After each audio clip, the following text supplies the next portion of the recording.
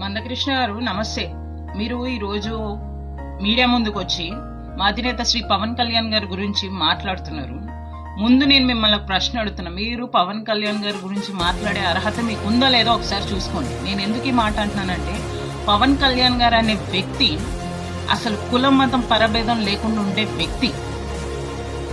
ఇప్పుడు మీరు అనిత గారి గురించి మాట్లాడారు కాబట్టి నేను ఈ మాట మాట్లాడుతున్నాను. ఎందుకంటే నేను కూడా ఒక దళిత మహిళనే.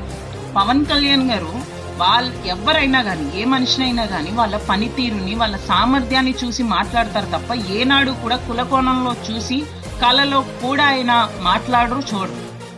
మీరు ముందు ఇది తెలుసుకోవాలి. మీరు ఇప్పుడు వచ్చి ఎస్సీలకి బీసీలకి అని ఇట్లా మాట్లాడుతున్నారు. మీకు నిజంగా ఆ కులాలకి మంచి అన్యాయం జరిగిన దగ్గర న్యాయం జరగాలి అన్నట్టు మీకు నిజంగా చెయ్యాలని అనిపిస్తే, మనస్ఫూర్తిగా చిత్తశుద్ధితో చెయ్యాలనిపిస్తే, గత ప్రభుత్వం వైఎస్ఆర్సీపీ పాలనలో డాక్టర్ సుధాకర్ గారికి జరిగిన అన్యాయం జరిగినప్పుడు, అలాగే డ్రైవర్ సుబ్రహ్మణ్యం గారికి అన్యాయం జరిగినప్పుడు, మరి వైఎస్ఆర్సీపీ కార్యకర్తలు దళిత యువకుడి నోట్లో మూత్రం పోసి హింసించారని తెలిసినప్పుడు ఆ గొంతు ఏమైపోయింది? ఏం మౌనవ్రతం చేస్తున్నారా ఏంది? అందుకే అంటున్నాను, మీరు పవన్ కళ్యాణ్ గారిని ప్రశ్నించే అర్హత మీకు లేదు. మనం ఎక్కడున్నా కూడా ఒక కులం మీద అన్యాయం జరిగినప్పుడు మాట్లాడే ధైర్యం ఉండాలి. మీరు మీడియా ముందుకు వచ్చి మాట్లాడాల్సింది మర్చిపోయినట్టున్నారు.